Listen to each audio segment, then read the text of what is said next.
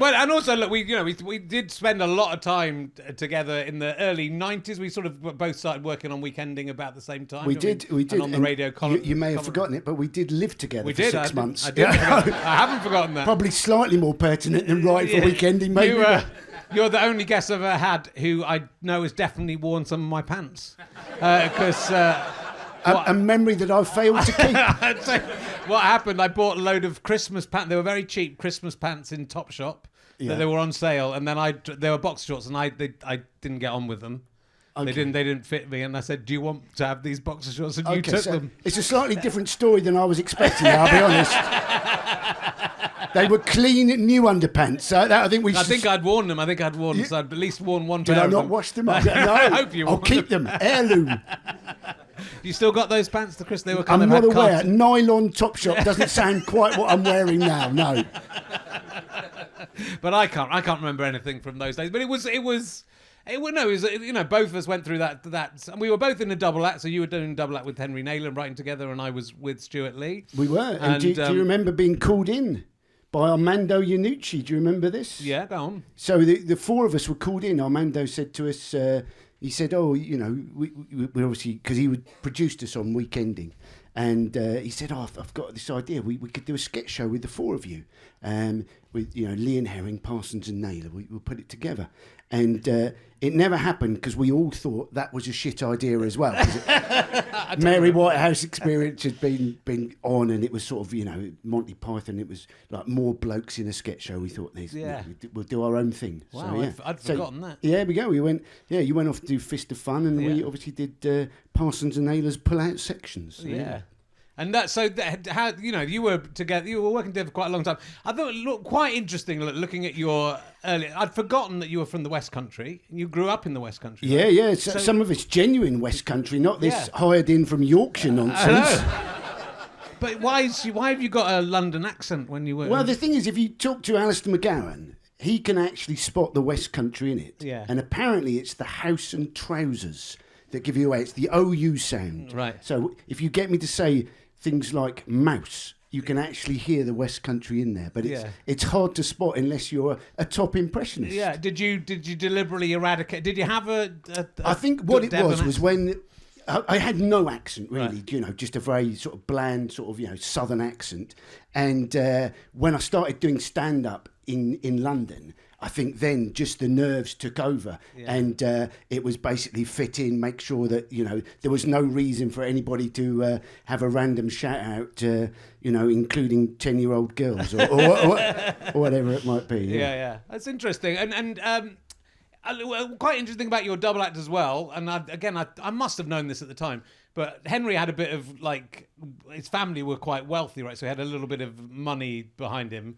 But you were like a regular comprehensive school kid. That's right. So I had to do loads of shitty jobs Yeah. while he was there trying to get us work. So it was, he managed to afford a computer. I couldn't afford a computer. So we had to go around to his house to do all the writing. Yeah. Because they, literally it was fairly fresh off the, there weren't too many computers around in the early 90s. And you could not carry them around with you if they were.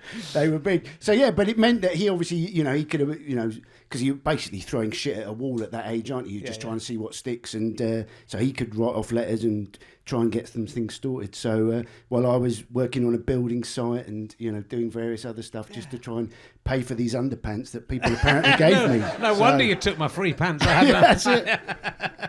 But how long was that period where before you could sort of make? Because obviously Weekending. Maybe 20. If you got a sketch on, I think you got £20. If you got I was going to say, I remember it as a tenner for a one-liner, and the endless list of credits, which took about the last 2 minutes of the show, as 50 people were desperate. But do you remember because it was basically we all turned up. We had to. It was their access show back then, BBC Radio. So you turn up and. Anybody could turn up Tuesday lunchtime. I was working in a legal office at the time. I was basically doing paginating and stapling. I'd done law at university, but this was the only job that I could get, and who would let me off on a Tuesday lunchtime. And it basically turned into a long time. And in fact, the legal firm actually found out that I was doing this, and then they tried to sack me, but the advantage was I'd actually learnt enough law by that stage that they couldn't actually legally sack me, so they gave me redundancy instead. So it all worked out. I got 6 months redundancy. But yeah, we'd all turn up to these meetings, and there was a lot rabble there, wasn't there? It was an incredible mixture of people. Yes, there was one bloke who turned up. He smelled. He almost looked. We weren't quite sure what he did for the rest of the week, but he used to have his trousers tied up with straw, and all his ideas were shit. Right, and then he would come in, and his trick was to try and get some attention. Was this? He'd let go of the straw around his waist, and his trousers would fall down, and that was easily the best thing he had. But it was an odd mixture. It was an odd mixture. It was a learning curve. People off the street, which is great. I think that's a great thing, and they do still do stuff a bit like that. With I don't think he was genuinely off the street. But he was just an odd fella. No, I mean not off the street, but anyone could come in. Yeah. And if you looked at the roster of weekending writers, I mean, most of them would go on to from before and after us and during us.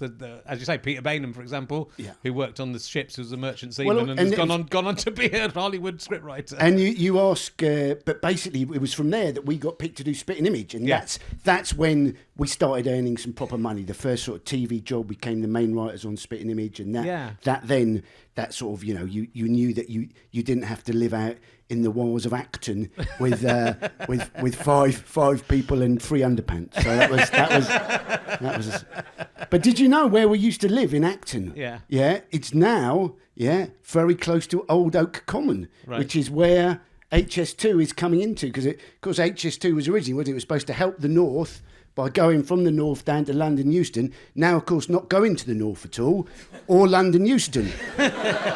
It's ending very close to where we used to live in Acton. Yeah, because it was terrible transport. There was Acton Main Line we were quite close to, which I presume is where that's... Yeah. I think it's just the one. It's half a stop up from there. Right. Basically. Okay. Yeah. But otherwise, we were a lot. It was 32 Hereford Road, end of the road. Rimpies, fags, foods, non-foods, wines and spirits. They had everything covered. The non-foods was my favourite part of the... We used to buy a bottle of wine there for £2 and drink. That was our evening, and eat a baked potato. That's what I remember about that. It took for ages to get there and ages to get back, so we were tempted to stay in more than not. But I do remember one of your chosen flatmates, because Richard had invited me in. I think Stuart Lee had just moved out, wasn't he? Yeah, Stuart had moved out. Everyone was called Andrew, I think, weren't they? Andrew. There was a lot of Andrews in there, but one of the Andrews had a cat, and he had a litter tray in the kitchen, and he could never be asked to clean out this litter tray. So the kitchen absolutely stank. So I had a 6-month contract, and it was a tough ask keeping going for those 6 months. Well, one of my new emergency questions is, who's the worst person you've ever had to live with, which I was tempted not to ask you, but if it's one of the others, then that's... It's one of the others, to be safe. You're one of the others. It's Andrew Mallet. I wasn't naming names, but you can take the legal case on. It's all good. But there were amazing times. I think with you and Henry are still amicably. Very much so. He's got a show at the Fringe. He's doing a play at 4:00, I think. King Dome, something like that, maybe Ace Dome. But yes, monstering the Rocket Man. So I'm not sure when this is going out. I may be promoting something that's completely useless to him, but he'll probably be touring it at some point. But I'm sure he will. Yeah. Because it's interesting. I've heard you talk about it a little bit, but because of that. You were and are very good friends, which I think helps. But there was a little imbalance in background, and then there was a little imbalance because he famously got the Barclaycard advert with Rowan Atkinson. Didn't he? But I mean, those imbalances were really good for the double act, because we got to the stage where we'd obviously started off really just doing sketches, and then we wanted to build in the relationship to that, and we found that mining the truth was.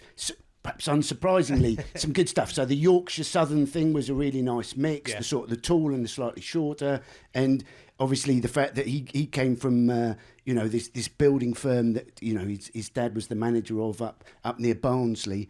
And I was obviously struggling doing shitty jobs. You were a builder, working on a building and not a good builder either. So yeah. No, but it's it was a lovely relationship, and it's got we were very friendly with each other as well. Obviously, not nearly doing this stuff together, but we also there was a little rivalry, I suppose, at the time between us as well, because we were both well, obviously, but I mean, I think we were both trying to get our own things onto telly, and obviously you got there first before we did. So it was. But what was nice is that we'd all wanted to make a living from comedy. That was the goal, and then to see us all managing to do that was great, and obviously various other people that we knew as well.